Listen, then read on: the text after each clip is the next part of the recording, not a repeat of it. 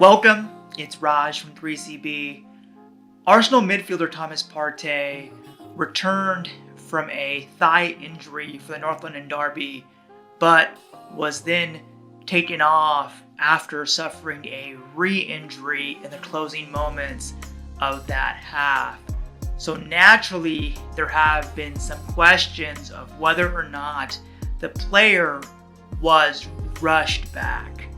There's multiple layers to this. So firstly, let's go through this question of whether he was, rushed through the process or whether his camp kind of forced him back into the game. Those to me are not valid questions because I know for a fact that Arsenal's medical and training staff are extremely methodical. And with Partey, the targeted return date, and I had said this in my video last week, had always been the North London derby, but it wasn't set in stone.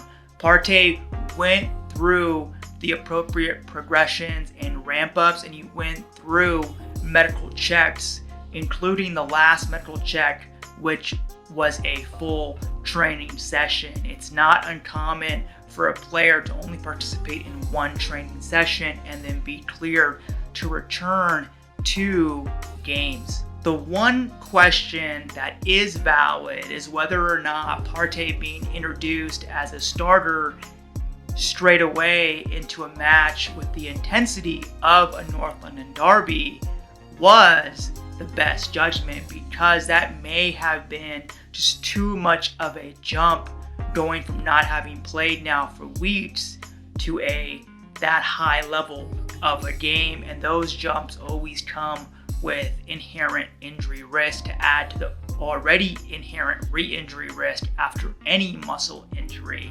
Although I understand why the team may have wanted him back for such a big match, and that inherently speaks to the constant push and pull of risk reward and walking that tightrope when it comes to player injury and health.